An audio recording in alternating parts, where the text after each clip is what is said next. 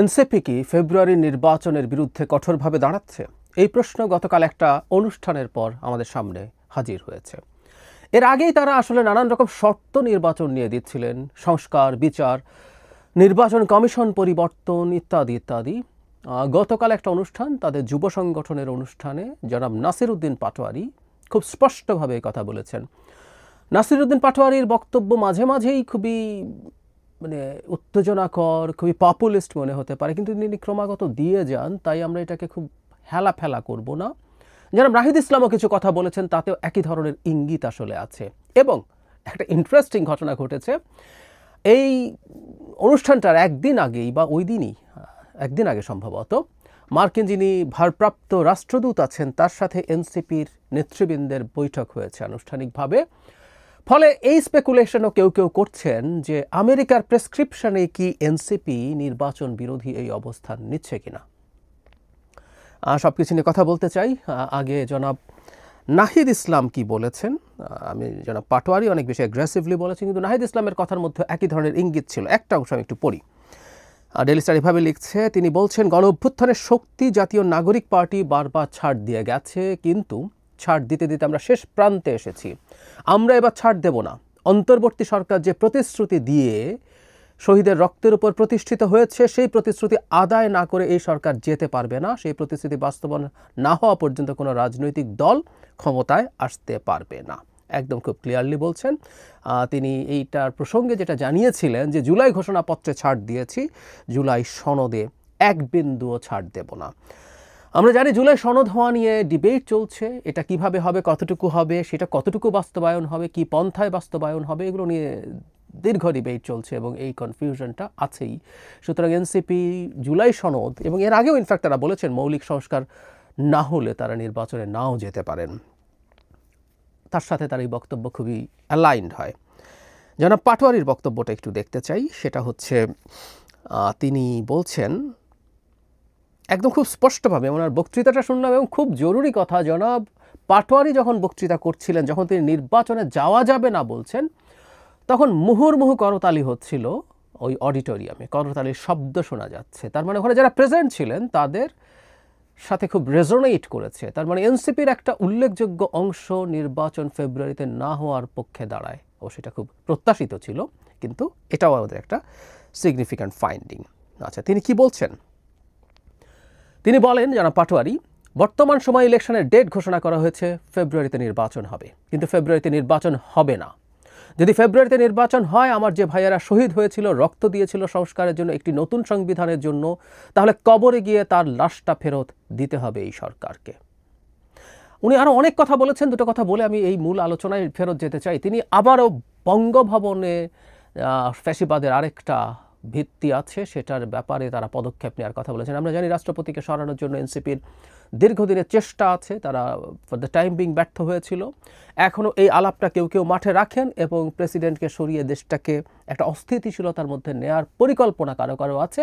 আমি পাটোয়ারির এই বক্তব্যে দেখলাম রাষ্ট্রপতিকে নিয়ে তিনি একই ধরনের বক্তব্য আবারও দিয়েছেন। তার মানে এই চেষ্টা আবার আমরা সামনের দিনগুলোতে দেখতে পারি, যদি হাওয়া তাদের অনুকূলে থাকে বলে মনে হয়।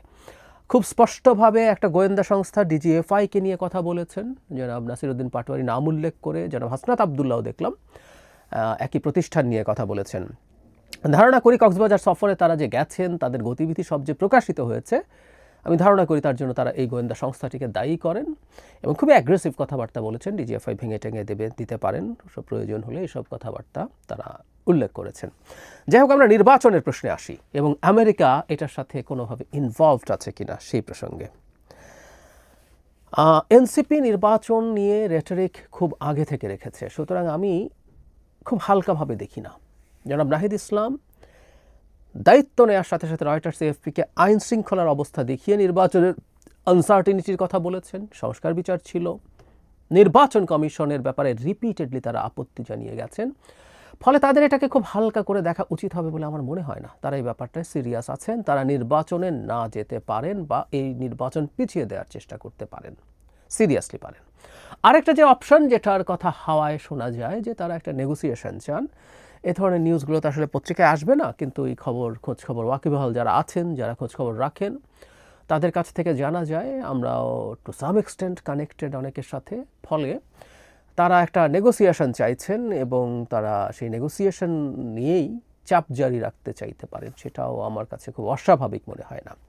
কিন্তু আমেরিকা আসলে এই ব্যাপারে কোনো না কোনোভাবে কি ইনভলভড আছে? আমি আগে একটা কথা বলেছি, এটা যখন তারা পিটার হাসের সাথে দেখা করবেন বলে রটে গেল কক্সবাজারে, তখনও বলেছি বাংলাদেশের অভ্যন্তরে রাজনীতি কী হবে, বাংলাদেশে কোন সরকার ক্ষমতায় আসবে, বাংলাদেশ কী কী করতে চাইছে, এগুলো নিয়ে আমেরিকার স্বার্থ আছে এবং বর্তমান পৃথিবীতে, বর্তমান বিশ্ব ব্যবস্থায় তার স্বার্থের কথা সে বিভিন্ন গ্রুপের কাছে জানাতে পারে, বিভিন্ন গ্রুপের কাছে জানতে চাইতে পারে। এর মধ্যে সরকার আছে, ক্রিয়াশীল রাজনৈতিক দল আছে, সবার কাছে সে জানতে চাওয়ার যথেষ্ট যৌক্তিক কারণ আছে। সো এনসিপির কাছে তারা তাদের অবস্থান জানতে চাইতে পারে, তাদের চাওয়াও বলতে চাইতে পারে যে তারা বাংলাদেশকে কীভাবে দেখতে চায়। আবারও বলছি, এতে কেউ কেউ সার্বভৌমত্বের হস্তক্ষেপ বলতে পারেন, কিন্তু বিদ্যমান গ্লোবাল অর্ডারে, ওয়ার্ল্ড অর্ডারে সার্বভৌমত্ব কনসেপ্টটা কীভাবে কাজ করে আমাদের একটু বোঝাপড়া থাকতে হবে। সো এই কথাগুলো তারা বলতে পারেন। আমরা প্রায় বলি যে আমাদের দেখতে হবে যাবতীয় প্রত্যেকের চাওয়ার মধ্যে আমরা কীভাবে আমাদের জাতি এবং আমাদের রাষ্ট্রের স্বার্থ রক্ষা করে নেভিগেট করতে পারি।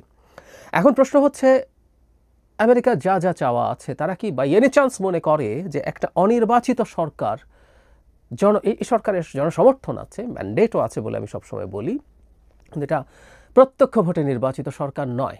একটা অনির্বাচিত সরকার আমেরিকার স্বার্থ রক্ষায় কি বেশি সুবিধাজনক তাদের জন্য হবে? আমেরিকা কি এরকম কিছু ভাবছে? ফলে নির্বাচন যতটা পিছিয়ে যায়, তাদের যা যা এজেন্ডা আছে সেই এজেন্ডাগুলো পূর্ণ করা তাদের জন্য সহজ হয়, এমন কোনো ভাবনা আমেরিকার মধ্যে আছে কিনা এই প্রশ্ন করা যেতে পারে।